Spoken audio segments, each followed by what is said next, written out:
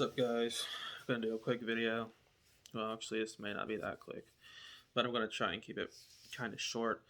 I don't usually like to get political just because, politics, how the subject is, it's very divisive. It's a very, people, their feelings, their emotions get pretty strong when it comes to politics and things like that. But anyway, I don't want to get too much into it, but this is probably one of the only political videos I'll make, just because, you have a political opinion, and if somebody doesn't like it, they attack you personally, and, you know, all this crazy stuff. They try and, demean your character and all this crazy stuff. So, with that being said, I just want to talk about the pandemic and the virus. I'm going to borrow a line from a black conservative perspective on YouTube. I'm not making any claims about the virus, the vaccine, the massive pandemic. I'm not making any claims whatsoever. So if you have any questions about the virus, the mask, the vaccine, the pandemic, talk to your doctor. Shout out to a black conservative perspective. Not that I am necessarily conservative or more liberal leaning. I kind of fall in to the middle. I don't know. There's certain viewpoints I agree with on both sides, so I'm not really one or the other. But as far as the vaccine goes, from my understanding, there's all these mandates about trying to get people mandated to get the vaccine or whatever, so they're protected and protecting others and lessening symptoms or whatever. So my whole take on the vaccine is I've taken the vaccine, so I believe it's safe, it's effective. I believe it's been tested for the most part in clinical trials. Under the emergency use, I don't know the name. I don't know the name of it, but they authorized it for emergency use. During the early days of the pandemic and everything like that. And it was pretty new. There was a lot of hesitation, and then once it got approved by the FDA, you saw a lot more people getting vaccinated. That's good. I got the Pfizer. The Pfizer was like the first one to be approved by the FDA, so I think that encouraged a lot of people. I was gonna get it beforehand anyway, before it got the FDA approval, just after doing research and things like that. I decided it's better to be safe than sorry because I figure, the vaccine may have these side effects and things like that we don't know about. But like I said, from all the research I saw, it was safe and effective. I figured I'd rather be safe than sorry because actually around the time when the pandemic first hit back in 2019, the November, December part of the year, it was so new, and there was just so much information about that. And I remember I was in a class called, it was human geography, so it kind of related to our class because there was a time, when we were studying pandemics and things in the class. And so basically, the professor would pull up this world map of all the deaths worldwide in real time, and so we would see all these red dots all over the globe, and that it would represent like all the deaths and stuff. And then actually around that time, it was probably February of 2020. It was either around February or January. I actually got sick, and at this time, this was before like they started closing a bunch of colleges down, but I eventually got sick with something. It was either COVID or the flu. I don't know because they didn't have tests back then, so I didn't know.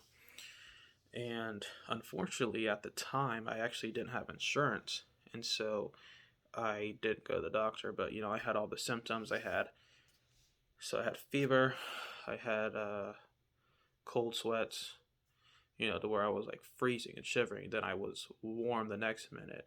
I had body aches and pains, fatigue, cough, congestion, trouble breathing. So basically, all the signs and symptoms of like a flu type virus. So I don't know if it was actually like the flu or if it was like a really early strain of COVID. But anyway, I recovered from that, and I was out of school for about like at least a week or a week or so. And then basically, we went back, and they extended our spring break, once it was time to go back. And then eventually it was like, they had the announcement that we just weren't going to go back and everything was going to remote. So I finished that semester online, and it worked out. Luckily the classes I was in, I was able to still pass. But anyway, about the pandemic and the vaccine mandates, it's going to be an unpopular opinion among a lot of people, but I don't think vaccines should be mandated. It's really not the government's job to tell you what to inject into your body. It's either inject this or lose your job. It's kind of just, it's definitely government overreach. It's intrusive. They're trying to start a national database for who's vaccinated and who's not vaccinated. So they can see, when you go to an airport, they're trying to see if there's like they're trying to start a national registry basically. And, they would use this registry to basically, say to healthcare employers, well, they're at a higher risk because they're unvaccinated. So, you're not going to get coverage or whatever. So anyway, that's kind of the way I think about the vaccine mandates. It's not just in the United States either. Like I've seen a lot of people in Australia and New Zealand, France and Germany that are just, fed up with the vaccine mandates because they're telling people, if you don't get this vaccine, then you can't go to work, you can't go to a movie theater, you can't go to a gym, you can't go to sporting events. And the crazy thing is I don't really think this is a lot about public health anymore. And that's evident in a lot of the policies, because if this was about public health, in New York they're getting rid of all these nurses, they're firing them for refusing the mandate. So I mean, if there's any essential worker, it's the nurse, right? So they're saying, I think the governor of New York, that one lady said, we're gonna fire all the workers and we're gonna bring in people from the Philippines. So I guess we're in the midst of a pandemic, but you're getting rid of all the healthcare workers. That doesn't really make a lot of sense to me. But the other thing is, they claim that you have to get the virus, or excuse me, you have to get I'm messing up my words here. You have to get the vaccine in order to protect others. Well, for one, that's not how it works, because the vaccine it's for you. It's not, you don't get it for you don't get it for other people. If somebody said, if somebody offered me the vaccine, you want to get the vaccine to protect other people? Well, I'd say, well, I want to get it to protect myself. And that's not a selfish thing, because the thing with protecting other people is it's not going to protect other people if I have the vaccine. Because the thing is, and the CDC has said it, and there's an Oxford study. I'll try and link some stuff in the description that says if you're unvaccinated or vaccinated, the levels of the virus are the same in both people, in both cases. So let's say you have John Doe and he's unvaccinated, and then you have Jane Doe and she's vaccinated. If they both have the virus, they both contract the virus, the levels of the virus, it's just as potent in each individual, whether they're unvaccinated or not. And the other thing is, it doesn't stop the spread. So being vaccinated does not stop the spread of the virus, right? So I'm vaccinated, but I can still get the disease, right? I can still get the disease even though I'm vaccinated. It will just lessen my symptoms. And vice versa, I'm vaccinated, but I can still spread it to other people, whether they're vaccinated or not. Again, it just reduces the symptoms. So I'm just really wondering what is really going on. I think there's a lot more going on than people are realizing. There's a lot of stuff going on behind the scenes with the big pharmacy industry. So Pfizer, Johnson & Johnson. It's just curious. You want to look into all these companies and see uh, how much money these companies have, like how much they're funding the politicians' campaigns and their re-elections and their donations and everything like that. And that's not just for the United States. Like that's for every political system. You want to see uh, who they're giving to in Germany and in the United Kingdom, in Australia. Everything. You want to see who exactly is funding these politicians. Because there's going to be a lot to gain monetarily if these government officials are receiving all this money from the pharmaceutical companies. I'm not saying that's the case, but I'm saying you definitely have to look into it. Um, there was one guy. This was really early on. Let's see, 2019. He was on the board. I believe he was on the board of. Actually, no, he was with the CDC, which is the government organization.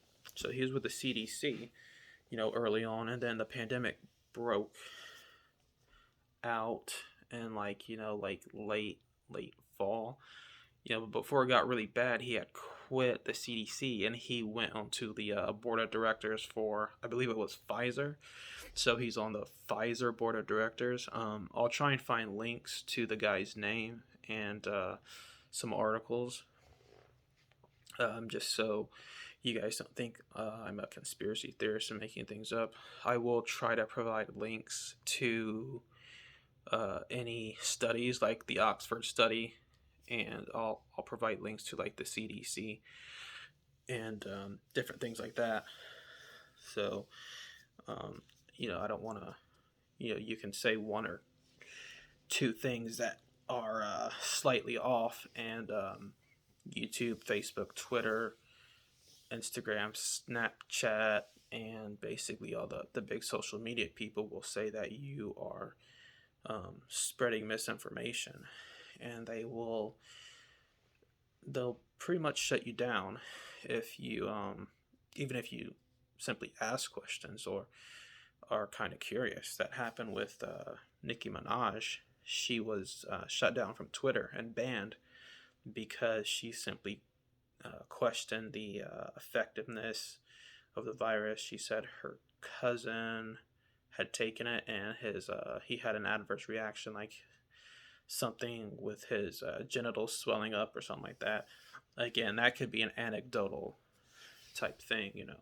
I'm not saying it did or didn't happen, but that's besides the point. The point is, Twitter felt the need to basically ban her, shut her down, just for simply questioning the vaccine and asking people to consider what they're putting in our bodies. And simply for that statement, she was banned, and that's happened a lot all over social media.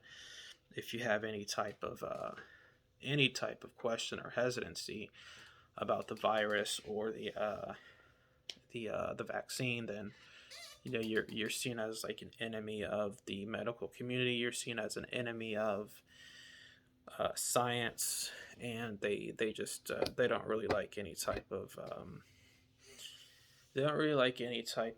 free thought, so to speak. So they'll flag you. They won't ban you flat out, but a lot of times, your opinion, if it's not in line with the big tech the big tech, the mainstream media, the athletes, the celebrities, the just the very the radical political activists and things like that. The late night talk show hosts and all those people. If it's not in line with their agenda and and what they're selling on their networks, then you'll be silenced for the most part. They may give you a warning, but I wouldn't really necessarily count on it.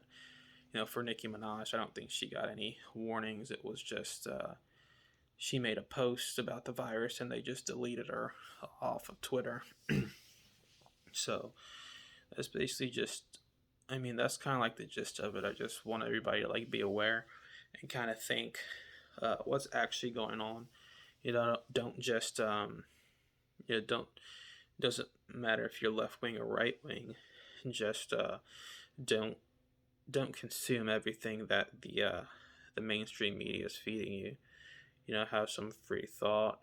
We still live in a society where we technically still have free speech for the moment. You know, some people aren't exactly sure how much longer it's going to last. With of course big tech getting bigger and censorship and government uh, trying to like intrude more on people and again like vaccine mandates and passports. So let's say eventually to go across state lines there's going to be checkpoints maybe to where you can't enter another state unless you show a vaccine passport to go to. Let's say I want to go to the next state over. I wanted to go to a state that's neighboring mine. Let's say somebody in California. There's a mass exodus in California. Let's say they want to move to Texas. Maybe, I mean, maybe they're gonna say, well, they're already trying to stop people from leaving, but maybe they're gonna say, well, you can't leave the state until you're vaccinated because that's going to be spreading state to state. I'm not saying any of this is happening. Okay, I'm not saying this is happening right now, but we have to think about things for the future because what we've seen is a lot of vaccine mandates in hospitals. They said you won't be able to. I think it was New York where the yeah, I think Bill De Blasio was saying if you want to participate in everyday society like before the pandemic, you have to get vaccinated. Otherwise you can't participate in life and you'll just be left out. So basically, he was trying to say, you're not allowed to go to a baseball game. You're not allowed to go to a skating rink. You're not allowed to go to a gym. You better get the vaccine and fall in line so you can enjoy these things in life. And if you don't, then, well, we're going to lock you away and we're not going to let you participate in everyday life and enjoy the same things that everybody else is enjoying. So, just something to think about with all the politicians. Every politician. It's not just in the United States. I mean, we probably have the worst of the worst, but it's all around the world. And I've actually been pretty happy to see a lot of people in Europe that are kind of they're kind of pushing back against the mandates and the kind of just like the lockdowns and everything like that. There was this bizarre case. It was just well, it's not bizarre because nothing really in this world that happens nowadays surprises me. It's not really bizarre. I mean, maybe if you would have seen this like 50 years ago, you would have been like, wow, that's super shocking. But I mean, we're in 2021, so it wasn't really that shocking. But I believe it was a guy in Australia, and he was in his, I don't know, it was let's see, I think it was an apartment complex or some sort of housing complex, like it was like a pretty high. building because there was an elevator. So, and apparently, he was alone. There wasn't anyone around, and he was caught on camera sneezing without a mask on. And they put an arrest warrant out for the guy, and he was public enemy number one, and they hunted him down, and he had an arrest warrant. And his crime was sneezing without a mask. Now, whether he was vaccinated or not, um, I don't know exactly because, again, you can still be sick. You can still get the virus even if you have the vaccine. So, whether you're unvaccinated or not doesn't, really matter because the virus will still infect you regardless. Um, you should get vaccinated for the most part if you can because it will reduce your symptoms because most of the deaths and hospitalizations are from the unvaccinated. So I would urge people to get vaccinated um, if you have health conditions or if you're just concerned or you have family that's elderly or immunocompromised or whatever the case may be. Go with the Pfizer because that's the only one that's approved by the FDA, which is the one I got. The other ones are just they're kind of just like experimental at this point. They don't have an FDA approval. So especially the Johnson & Johnson one is that's one you definitely don't want to get because the Johnson & Johnson was having a lot of issues. I believe they pulled that from a lot of shelves in places in Europe because they were having so many problems with them. People were getting blood clots and all kinds of stuff with the Johnson & Johnson. Moderna is probably, it's probably okay. It doesn't have the FDA approval, so personally, I wouldn't get it. I would only go with the ones that have the FDA approval, which is Pfizer. But anyway, yeah, that guy in Australia was public enemy number one, and they put an arrest warrant out for him.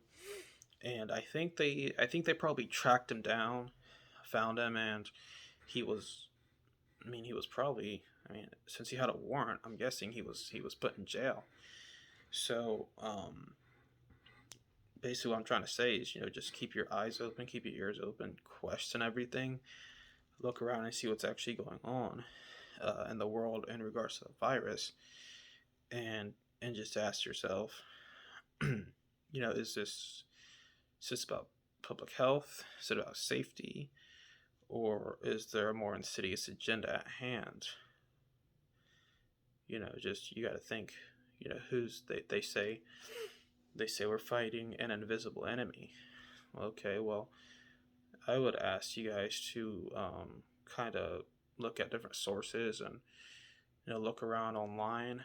Obviously, don't believe everything you hear online because most of it's fake, especially if it's one of the big mainstream networks. It's most likely fake. So just think about like who the real enemy is. They're always saying we're fighting an invisible enemy. Well, it's kind of ironic, an invisible enemy, because there are people and organizations that are very secretive and that are very suspicious, and they can hide in plain sight, and nobody really knows who they are. So, I would ask you guys to actually think about this invisible enemy. Who is it really? Is it the virus or is it something else? But I'm not going to get too much into that right now. I'm already almost at well over 20 minutes. I thought I was going to keep this shorter, but obviously not. But anyway, that's pretty much just my take on the whole virus situation, the whole pandemic. It's definitely changed the world for the worse, I'd say, depending on who you ask. Some people might say, "Oh, it's better this way." Some people they're into the mandates and they like the authoritarian rule because they feel safer. During the pandemic in the early days, you saw nobody was driving, so fatalities from car crashes were way down. You looked at satellite images over China, which is the biggest polluter.